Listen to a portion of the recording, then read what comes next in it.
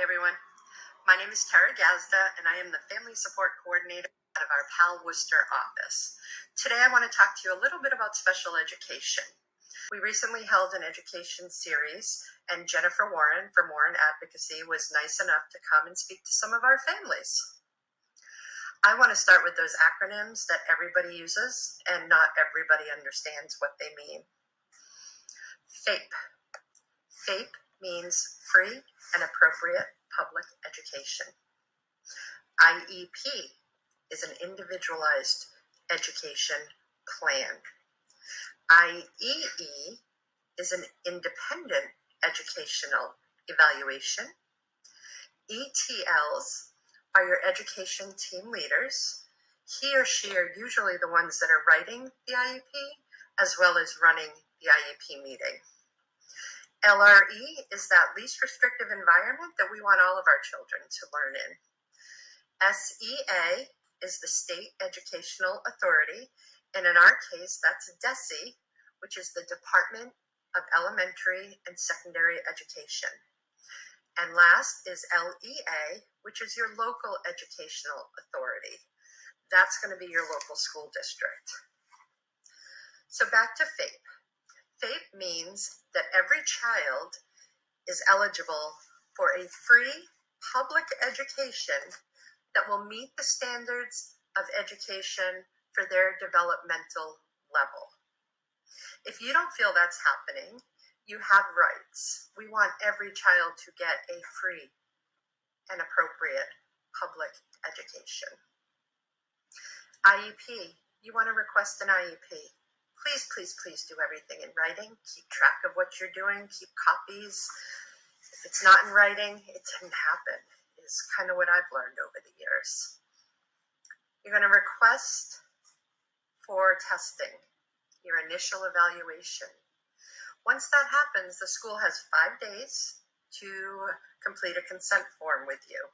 There's 30 school days for testing, an additional 15 days to have that initial IEP meeting scheduled. If your child is approved for an IEP, your child will be tested every 3 years. But if you think it should be done sooner, you have the right to ask for that as well. If you feel that the testing is not complete, you don't like the results, you think they missed something, that's where you're going to ask for that IEE, that independent educational evaluation. You can request that up to 16 months after the testing is completed. If your child is approved for the IEP, we want to make sure that each plan is tailored to each child's individual needs. We don't want cookie cutter IEPs out there. That does not help anybody. One thing I'm going to share is a lot of people think just because their child has a disability, they're automatically eligible for an IEP.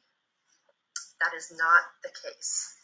Your child has to have a disability that's qualifying, but the student must also not be making effective progress at their grade level. Those are the two things that we want to see, or the schools want to see for IEPs. If there are any disputes with your IEP, I'm going to throw in some more acronyms here. There's the PRS, which is the Problem Resolution System. You can use that by phone and online, and it's done in many different languages. If you're still not happy, you have the option of mediation. And then the final one is due process, where that's a hearing in front of the BSEA, the Bureau of Special Education Appeals. Once you're approved and an IEP is written at the school, the proposed IEP should reach the parent within 10 school days.